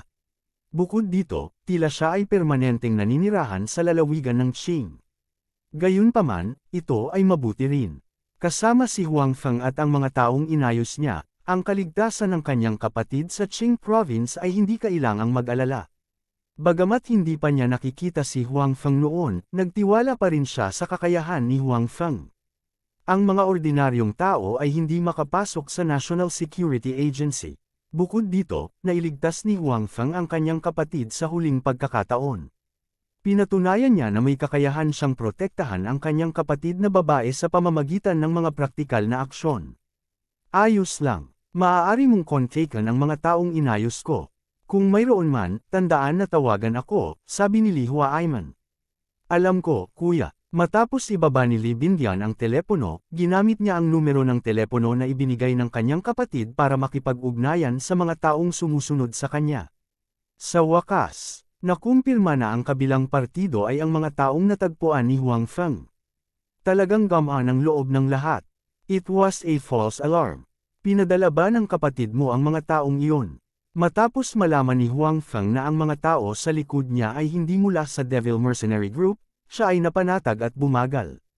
Kung tutuusin, katamtaman ang kanyang kakayahan sa pagmamaneho. Kung masyadong mabilis ang pagmamaneho niya, mahihirapan siya. Ngayon na walang panganib, hindi na kailangang magmaneho ng napakabilis. Yeah, I didn't expect it to be them. After my brother asked me to fire that bodyguards, he sent these people to follow me. Sabi ni Li Bindian, alam ni Huang Feng ang partikular na sitwasyon ng kanyang kapatid, kaya hindi siya nagtago ng anuman kay Huang Feng tulad ng ginawa niya sa iba. Tumango si Huang Feng. Ang mga tao sa likod ng kotse ay halatang mas propesyonal kaysa sa mga bodyguard ni Li Bindian. Kung wala siya sa larangan ng digmaan at ang enerhiya sa kanyang katawan ay may ilang pangunawa sa panganib, hindi niya matutuklasan ang mga ito. Gayunpaman, mabuti na mayroon sila. Hindi bababa sa Li Bindian ay magiging mas ligtas sa hinaharap. Kilalang kilala niya si Li Bindian. Natural, ayaw niyang may mangyari sa kanya. Nang i-drive ni Huang Feng ang kotse papunta sa hotel, nakita niyang hindi sila nilalapitan ng sasakyan. Sa halip, huminto ito sa malayo at tumingin sa kanila. Tinulungan ni Huang Feng si Li Bindian na dalhin ang mga gamit sa silid. Pagbaba niya ay may nakita siyang taong nakasandal sa sasakyan. Malamang, hinihintay siya nito. Ikaw ba yung tao sa kotse ni Miss Bindian kanina? Tanong ng lalaki nang makita niyang papalapit si Huang Feng. Bagamat biglang nagtanong ang kabilang partido, naiintindihan pa rin ni Huang Feng ang ibig niyang sabihin. kaya tumango siya at sinabing, kayo ba ang sumunod sa akin ngayon lang? Oo, hindi naman itinanggi ng lalaki. Hindi ko akalain na may security guard na makakadiscover sa atin. Kumbaga sa panahong ito, talagang tinamad kami. Panipi, mukhang ang pagkakakilanlan lang ni Huang Feng ang alam niya bilang security guard mula kay Li Huaiman. Tungkol sa pagkakakilanlan ni Huang Feng bilang miyembro ng National Security Agency, malamang na hindi niya alam. Shanghai, ikinagagalak kitang makilala. Nagkusa ang lalaki na makipag-ugnayan kay Huang Feng. Huang Feng, ikinagagalak din kitang makilala. Hinawakan ni Huang Feng ang kamay ng kabilang partido at sinabi. Nararamdaman ni Huang Feng na ang nakatagong aura ng kabilang partido ay tiyak na hindi maaaring magkaroon ng isang ordinaryong tao. Mas malakas pa ito sa aura ng Devil Mercenary Group na nakita niya last time. Pumunta si Cheng Hai dito para lang makilala si Huang Feng. Pagkatapos ng lahat, sinundan lang nila si Huang Feng at nakita sila ng kabilang partido. Siya ay natural na napaka-curious tungkol kay Huang Feng. Gayunpaman, hindi siya nakakaramdam ng malakas na aura mula kay Huang Feng. Si Huang Feng ay parang isang ordinaryong tao. Hindi kaya nagkataon lang na natagpuan niya lang tayo. O medyo sensitive lang siya, at napaka-ordinaryo lang ng skills niya. Naisip ni Cheng Hai. Natural na hindi alam ni Huang Feng kung ano ang iniisip ni Cheng Hai sa kanyang puso. Pagkatapos ng maikling pakikipag-usap kay Cheng Hai, umalis siya. Sa mga araw na ito, hindi na niya kailangang pumunta sa kumpanya, kailangan lang niyang samahan si Li Bingyuan. Ngayong gabi, sasamahan ni na Exi Mengzhou at Suyamo si Li Bingyuan sa hapunan. Ngayong magpapahinga sandali si Li Bingyuan, maaari na ring ayusin ni Huang Feng ang kanyang sariling oras. Sa oras na ito, huli na. Handa nang magmaneho si Huang Feng para makita si Tian Jun. Dahil nagpasya siyang tanggapin ang kabilang partido, kailangan niyang sabihin sa kanya. Ang mga partikular na bagay, baka gumawa siya ng mali. Pagdating ng panahon, hindi niya kinaya. Alam ni Huang Feng na hindi siya itinuturing na isang malaking shot ngayon. Ang pinakamataas na taong nakausap niya ay ang dating Direktor Qiu, ang kasalukuyang kalihim na si Qiu, at si Bai Xiaoro. Kung ordinaryong usapin, kaya niya pa rin itong lutisin mag-isa o ng dalawa. Gayunpaman, kung ito ay sobra, kung gayon ay wala siyang magagawa. Hindi naman siguro siya matutulungan ng dalawa. Gayunpaman, nang dumating si Huang Feng sa bar kung saan sila nagkasundo ni Tian Jun na magkita, talagang nakakita siya ng pamilyar na figure sa labas ng bar. Bakit siya nandito? Ungol ni Huang Feng. Ang taong nakita niya ay walang iba kundi si Tung Zian. Kung pag-uusapan, naramdaman ni Huang Feng na sila ni Tung Zian ay talagang nakatadhana kamakailan. Palagi niyang nakikita ang isa't isa nang hindi sinasadya. Noong nakaraan, ito ang kaso, at sa pagkakataong ito rin ang kaso. Pinalaya si Tung Zian. Alam ni Huang Feng ang tungkol sa bagay na ito. Kung tutuusin, wala naman siyang ginawang krimen. Noong panahong iyon, kinidnap din siya ng kabilang partido. Kaya naman, pagkatapos ng kaunting interogasyon, pinakawalan siya ng pulis. Gayunpaman, hindi ito nangangahulugan na bumuti ang kanyang sitwasyon. Sa katunayan, dahil sa biglaang pagkamatay ng kanyang ama, ang kanyang kasalukuyang mga araw ay napakahirap. Sa oras na ito, nakita ni Huang Feng ang kanyang hitsura at halos hindi siya makilala. Nasaraan ng loob ang buong pagkatao niya. Kabanata 429. Tama si Huang Feng. Talagang napakasama ng sitwasyon ni Tung Zian. Bagamat siya ay pinalaya ng mga pulis at nakatakas mula sa mga masasamang kidnapper na iyon, hindi nito pinabuti ang kanyang sitwasyon. Ito ay dahil nalaman niyang nagpakamatay ang kanyang ama. Ang balitang ito ay hindi bababa sa isang bolt mula sa asul para sa kanya. Bagamat ang kanyang ama ay nahuli na noon, alam niya na ang kanyang ama ay may alam na maraming big shot sa Qing Province at maraming makapangyarihang kaibigan. Sa makatuwid, tiyak na ililigtas ng mga taong iyon ang kanyang ama sa lugar na iyon. Ito ay isang oras lamang. Sa makatuwid, hindi gaanong nagbago ang mood ni Tung Zian. Hinihintay niyang makalabas ang kanyang ama. Pagkatapos, maaari siyang muli na maging numero 1 Young Master sa Qing Province. Kapag dumating ang oras na iyon, gagawin niya ang kay Tian na iyon na magsisiksikan hanggat maaari. Pagbayaran niya ang mga naghiwalay sa kanya at nang aapi sa kanya. Gayunpaman, hindi niya inaasahan na sa halip na makatanggap siya ng balita tungkol sa paglaya ng kanyang ama, ay makakatanggap siya ng balita tungkol sa pagkamatay ng kanyang ama. Hindi niya ito matanggap saglit dahil hindi ito isang bagay na mahuhulaan niya. Gayunpaman, bagamat hindi niya inaasahan ito, hindi ito nangangahulugan na ang iba ay hindi handa. Sa katunayan, pagkatapos na arestuhin si Tung Chenjun sa napakatagal na panahon at walang mga palatandaan ng pagpapalaya sa kanya, alam na ng ilan sa mga mas mabilis na tao na nasa panganib si Tung Chenjun sa pagkakataong ito. Lalo na matapos malaman na si Secretary Tan ay sangkot sa bagay na ito, naramdaman ng lahat na tapos na si Tung Chenjun. Maaari siyang maging isang sakripisyong tupa sa isang labanan ng kapangyarihan sa pagitan ng mga nakatataas. Pinatunayan ng realidad na tama ang mga taong ito. Talagang isinakripisyo si Tung Chenjun. Gayunpaman, ang mga taong ito ay hindi magiging magalang kay Tung Zian. Bago pa man tuluyang nanlamig ang katawan ni Tung Chenjun, hinuranggan na ng mga taong ito ang pinto at nakulong si Tung Zian sa kanyang tahanan. Kasama sa mga taong ito ang mga dating kasosyo sa negosyo ni Tung Chenjun, ilang kamag-anak ng pamilya Tung at maging ang maraming tao na hindi kilala ni Tung Zian. Hinahanap nilang lahat si Tung Zian na gustong bayaran niya ang utang ng kanyang ama. Ito ang lahat ng mga taong lubos na nakakakilala kay Tung Zian. Gayunpaman, siya ay isang ignorante at walang kakayahan na tao. Sa makatuwid, ngayong wala na siyang suporta ni Tung Chenjun, natural na hindi bibitawan ng mga taong ito ang pagkakataong ito. Naglabas sila ng isang bangkos ng mga peke at totoong resibo upang patunayan na si Tung Chenjun ay nanghiram ng pera sa kanila. Ang ilan sa mga resibong ito ay totoo, habang ang ilan ay peke. Ang susi ay walang anumang kakayahan si Tung Zian sa simula, at ngayon ay hindi pa siya nakabawi mula sa pagkagulat sa balita ng pagkamatay ng kanyang ama. Ang haligi ng suporta sa kanyang puso ay nahulog, at ngayon siya ay napaka-insecure. Gulong-gulo ang buong pagkatao niya, at hindi niya alam kung paano haharapin ang sitwasyong nasa harapan niya. Bakit pa ang kasabihang, like father like son? Sanay na si Tung Chenjun sa panlilinlang at mahilig magsamantala sa iba. Kaya naman, wala siyang tunay na kaibigan. Ganon din si Tung Zian.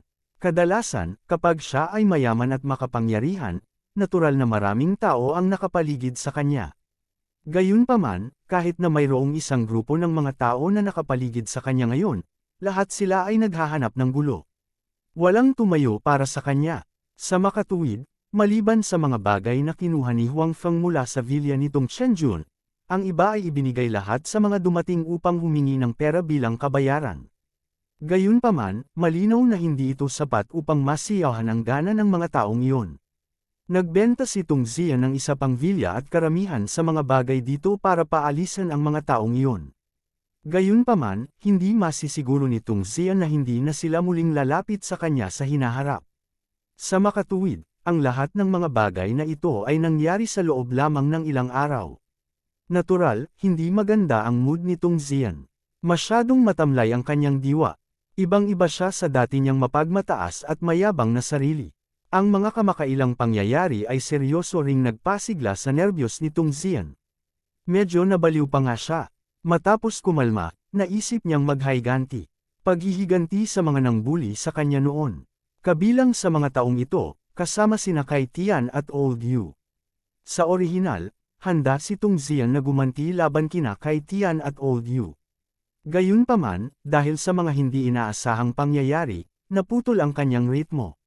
Ngayon, nang pansamantalang malaya siya sa gulo, naisip niya ang hindi niya natapos na paghihiganti. Kung gusto niyang gumanti kina Kai Tian at Old Yu, tiyak na imposible para kay Tung Zian na gawin ito ng mag-isa.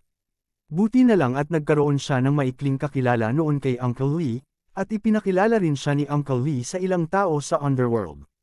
Ngayong wala na si Tio Lee, bagamat hindi na magiging magalang sa kanya ang kabilang partido, maaari pa rin niyang bigyan sila ng pera at hayaan silang gumawa ng trabaho.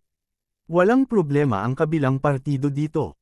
Ang lugar na pinili ni Tung Zian na makipagkita sa kabilang partido ay ang bar na ito, kaya maswerte si Huang Feng na nakitang muli si Tung Zian dito. Gayunpaman, sa pagkakataong ito, hindi binalak ni Huang Feng na sundan siya muli. Patay na si Tung Chenjun, kaya walang halaga kay Tung Zian. Kahit sundan siya, wala siyang makukuhang kapaki-pakinabang. Sa makatuwid, pagkatapos na tingnan ni Huang Feng si Tung Zian na may kaunting sorpresa, nakalimutan niya ito at nagpatuloy na pumasok sa bar upang makipagkita kay Tianjun. Kung ikukumpara sa huling pagkikita nila, mayroon na ngayong mas magiting na aura si Tianjun, at isang uri ng masayang mood na makikita ng mga tagalabas. Talagang may dahilan si Tianjun para maging masaya. Nakahanap siya ng isang tagapagtaguyod, at ang kanyang pag-unlad sa hinaharap ay magiging mas mahusay. Bukod dito, dahil sa paunang abiso ni Huang Feng, nakuha niya ang maraming teritoryo ni kapatid na Fei at kumuha ng maraming kasambahay. Naabutan na ng kanyang kapangyarihan ang kapanahunan ni Kuya Biao. Siyempre, ang pinakamahalaga ay sa wakas ay may pag-asa na gumaling ang kakaibang sakit ng kanyang kapatid na si Tianlin. Ito ang nagpasaya sa kanya. Kung tutuusin, napakahalaga sa kanya ng kanyang ate. Ang dahilan kung bakit siya lumakad sa landas na kanyang tinatahak ngayon ay may malaking kinalaman sa kanyang kapatid. Kaya naman, ngayong nakakita na siya ng pag-asa, may isip na niya ang kanyang kalooban. Sa makatuwid, sa puso ni Tianjun, si Huang Feng ay hindi na kasing simple ng kanyang tagapagtaguyod. Siya ang kanyang benefactor, isang benefactor na may malaking utang na loob sa kanya, at isang benefactor na karapat-dapat sa kanya upang bayaran ang lahat. Kaya naman, nang magkita sila sa pagkakataong ito, napakagalang niya kay Huang Feng. Nagbuhos siya ng tsaa ng walang kaunting pag-aalinlangan. Hindi na ito kasing simple ng pag-asa kay Huang Feng. Sige, maupo ka na rin. Hindi talaga ako sanay na ganito ka. Hinayla ni Huang Feng si Tianjun para maupo at sinabing, dati, ang relasyon ng dalawa ay parang ordinaryong magkaibigan, at pantay ang takbo ng dalawa. Gayunpaman, ngayon ay malinaw na sinasadya ni Tianjun ang kanyang sarili sa isang napakababang posisyon, at nagpakita ng paggalang kay Huang Feng sa lahat ng dako, maging ito man ay ang kanyang kilos o ang kanyang pag-uugali, lahat ay ganoon. Sa makatuwid, ang pagbabagong ito ay naging dahilan para hindi ito matanggap ni Huang Feng ng ilang sandali. Kabanata 430. Ito ang dapat kong gawin, sincere na sabi ni Tianjun. Umaasa na gumaling ang binti ng kanyang ate. Higit pa rito, ngayon dahil kilala niya si Huang Feng, may isa pa siyang makakachat, at mas masayahin ang kanyang karakter. Kaya naman, napakaganda ng mood ng kanyang ate kamakailan. Si Tianjun, na nakakaalam nito, ay likas na nagpapasalamat kay Huang Feng. Okay, since you and I have a cooperative relationship, I have something to say in advance. Sabi ni Huang Feng. Natural na sinabi niya ito para iligtas ang mukha para kay Tianjun. Nagtulungan daw silang dalawa, hindi sa umasa sa kanya si Tianjun. Gayunpaman, kung si Huang Feng o si Tianjun, alam nilang dalawa na hindi sila nagtutulungan ngayon, ngunit may superior at subordinate na relasyon. Okay, anong gusto mong sabihin? Hindi banggitin na si Huang Feng ay boss niya na ngayon. Kahit na hindi, kayang pagalingin ni Huang Feng ang sakit ng kanyang kapatid, kaya handa siyang makinig sa payo ni Huang Feng. Una sa lahat, sinabi mo noon na huwag mong hawakan ang pornografya, pagsusugal, at droga. Sana ay hindi mo ito galawin sa hinaharap. Sabi ni Huang Feng kay Tianjun. Okay, walang problema. Walang iniisip na sabi ni Tianjun. Sa katunayan, si Tianjun mismo ay hindi gustong hawakan ang sugal at droga, pagkatapos ay hindi niya ito hawakan. Gayunpaman, parehong naunawaan ni Huang Feng at Tianjun na imposibleng huwag hawakan ang pornografya. Pinuprotektahan lamang ni Tianjun ang mga lugar na ito, tulad ng mga bar at nightclub. Kung tutuusin, hindi naman siya ang amo ng iba. Kaya, kung gusto ng mga boss na iyon na patakbuhin ang mga bagay na ito sa mga lugar na ito, walang magagawa si Tianjun. Ang magagawa ni Tianjun ay hindi ito direktang hawakan. Walang paraan upang gawin ito ng hindi direkta. At saka, huwag gagawa ng mga bagay na may masamang epekto sa lipunan sa hinaharap. Okay lang makipaglaban para sa teritoryo, ngunit huwag pumatay ng tao maliban kung ito ay isang huling paraan. Nagpatuloy si Huang Feng sa pagpapayo. Ang pagsugat at pagpatay ay dalawang ganap na magkaibang konsepto. Ang pagsugat at pagpatay ay dalawang ganap na magkaibang konsepto. Kung ito ay nasugatan, pagkatapos ay maaari itong ganap na ayusin. Gayunpaman, kung mayroong isang buhay, kung gayon ang likas na katangian ng bagay ay iba. Dapat malaman na kung si Huang Feng, Bai Xiaoro, o maging si Secretary Qiu, hindi sila ang mga nangungunang pinuno. Kung sila ay nahuli ng kanilang mga kaaway, kung gayon ang bagay ay magiging mahirap at ang epekto ay magiging malaki. Sa makatuwid, kapag nagkaroon na ng buhay, hindi magagarantiyahan ni Huang Feng kung tutulong pa rin sina Secretary Qiu at Bai Xiaoro. Sa katunayan, si Huang Feng mismo ay hindi alam kung ano ang relasyon niya kay Secretary Qiu. Maganda ang relasyon niya kay Qiu Ningshuang. Magkaibigan sila. Tinuruan din niya ito ng meditation at magic. Palaging inaalagaan siya ni Secretary Qiu at binigyan pa siya ng mga payo. Naramdaman ni Huang Feng na kung may mangyari sa kanya, hindi tatayo at manunood lang si Secretary Qiu. Gayunpaman, hindi alam ni Huang Feng kung nasaan ang degree na ito. Mas maganda ang panig ni Bai Xiaoro. Tutal, kinaladkad na niya ito hanggang sa dulo. Alam din niya ang tungkol kay Tianjun, at hindi siya tumutol. Kung talagang mayroon siyang bagay na hindi niya kayang lutisin, maaari siyang humingi ng tulong sa kanya. Gayunpaman, siya ay isang pinuno lamang ng pangkat kung tutuusin, hindi isang pinuno ng bureau. Sa makatuwid, hindi alam ni Huang Feng kung gaano kalaki ang kapangyarihan at kapangyarihan niya. Sa makatuwid, habang pinayuhan ni Huang Feng si Tianjun na maging low-key, lihim din siyang nagpasya na magtrabaho ng gusto upang pagbutihin ang kanyang sariling lakas.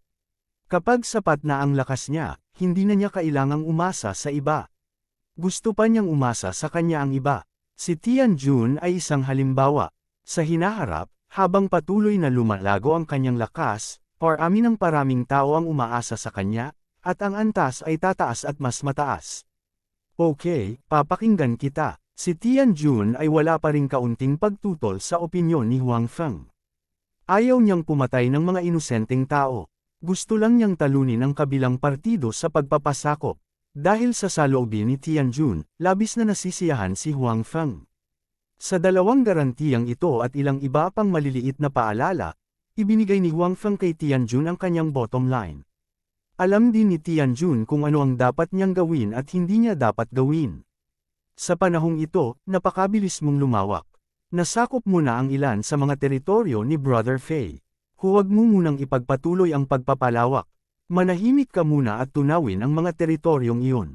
Tutal, baguhan ka pa at wala kang sapat na pundasyon. Kung masyado kang matatag, madali para sa iba na magselos, sabi ni Jun Ang Feng kay Tian Feng. Ito rin ang ikinabahala ni Huang Feng. Katulad noon ni Brother Biao, bagamat napakabilis din niyang lumawak, hindi niya lubusang natunaw ang sariling teritoryo. Sa makatuwid, siya ay bumagsak sa unang pagpindot. Nang harapin ang pag-atake ng mga tao ni Uncle Lee, wala man lang pagtutol. At saka, hindi siya lubusang tutulungan ng mga taong iyon. Natural na alam ito ni Tianjun. Kung tutuusin, nasa ilalim siya noon ni Kuya Biao, kaya mas naiintindihan niya ito. Noong panahong iyon, dahil sa mabilis na paglawak, kahit na marami sa mga kampan ay hindi nakakakilala kay Brother Biao. Hindi nila alam na naroon si Kuya Biao. Ang alam lang nila ay ang kanilang mga nakatataas. Malinaw na hindi maganda ang sitwasyong ito. Oo, hindi ako magpapatuloy sa pagpapalawak sa panahong ito. Patatagin muna natin ang mga teritoryong nasasakupan ko. Sabi ni Tianjun. Ang dati niyang pundasyon ay ang mga taong sumunod kay Kuya Biao. Noon, ang mga taong ito ang unang umasa sa kanya. Noong nabubuhay pa si Brother Biao, labis siyang hinangaan ng mga taong ito. Sa makatuwid, napakataas ng katapatan ng mga taong ito. Gayunpaman, mahirap sabihin ang tungkol sa mga taong na-recruit sa ibang pagkakataon. Baka may mga especially iya pa sa ibang barkada. Sa makatuwid, kailangan niya ng oras upang muling ayusin. Sa pagkakasundo, naging mas maayos ang usapan ng dalawa. Bahagyang nasa sabik pa rin si Huang Feng. Tuwang-tuwa pa rin siya sa pagkakaroon ng puwersang ganap na masunurin sa kanya. Matapos maranasan ang larangan ng digmaan at ang mahika ng storage box, ang kakayahan ni Huang Feng na tanggapin ang ganitong uri ng madilim na panig at ang pagkamatay ng buhay ay napakalakas. Kaya naman nagawa niyang patayin ang Demon Mercenary Group ng walang pag-aalinlangan. Iyon ang dahilan kung bakit hindi siya nakakaramdam ng anumang discomfort. Iyon ay dahil ang kanyang discomfort ay naipakita na sa larangan ng digmaan noong unang teleportasyon. Sa mga tuntunin ng kalupitan, Ang larangan ng digmaan ay malinaw na mas malupit kaysa sa totoong mundo. Naranasan na niya ang ganoong klaseng eksena, kaya bakit niya aalalahanan ang mga maliit na fries na iyon sa totoong mundo? Kaya naman, noong gustong umasa sa kanya ni Tianjun, hindi muna niya naisip na tumanggi. Hindi rin niya akalain na may mali sa naturang organisasyon. Inisip lang niya ang kanyang pagkatao at kung angkop bang tanggapin ang kabilang partido. Sa makatuwid, pagkatapos na malutas ni Bai Xiaoro ang kanyang mga pagdududa, hindi na siya masyadong nag-isip at tinanggap si Tianjun sa halip na pag-alitan siya ng matuwid dahil sa panganib sa social security. Masasabing ang kasalukuyang Huangfeng ay iba sa naunang Huangfeng na iniisip lamang na kumita ng pera. Ito ay hindi lamang ang kanyang kakayahan, kundi pati na rin ang kanyang mga iniisip.